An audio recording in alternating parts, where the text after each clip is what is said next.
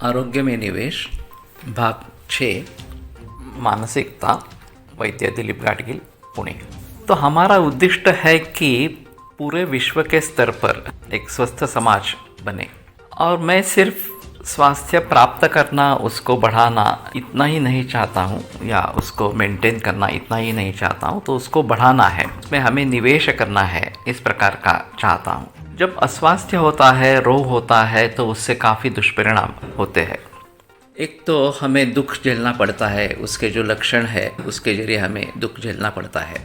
संपत्ति का व्यय इसमें हो जाता है, पूरे परिवार के लिए ये एक समस्या इस प्रकार की बन जाती है। और फिर अकाल मृत्यु भी होती है। और सबसे अहम जो बात है कि मानव जन्म दुर्लभ है, तो उस जन्म का साफल्य होना, उसकी सफलता होना एक अहम मुद्दा है। और ये सफलता तभी होगी कि जब हम पुरुषार्थों को सिद्ध कर सकेंगे।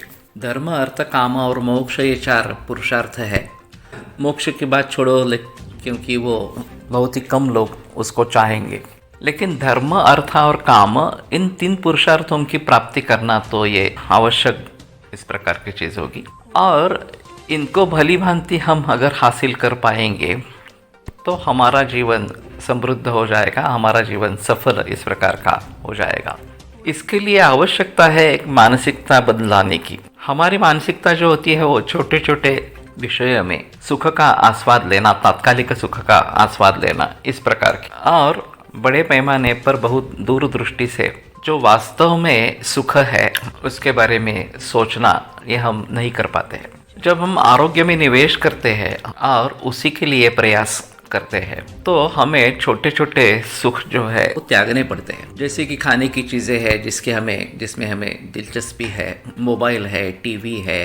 तो ये सभी बातें अगर स्वास्थ्य के दृष्टि से हमारे लिए हानिकारक है, उससे बच के रहना है, कम से कम उसका प्रयोग करना है ताकि हम बीमार न हो जाए। और जो चीज़ हम नहीं करना चाहते, हमें पसंद नहीं है, वो करने पर मजबूर होना, ये भी दूसरी बात है। हम जल्दी उठना नहीं चाहते, हम जल्दी सोना नहीं चाहते, तो मुझे लगता है कि मैं देर से उठूंगा तो मुझे सुख इस प्रकार का मिलेगा। तो इस प्रकार की मानसिकता से बाहर निकलना है। मुझे जल्दी उठना है स्वास्थ्य के लिए, और उसके लिए रात में जल्दी सोना है। रात का खाना ने पहले हो, सूर्यास्त के पहले या सूर्यास्त के तुरंत बाद, इस प्रकार से हो, इसके बारे में सोचना है।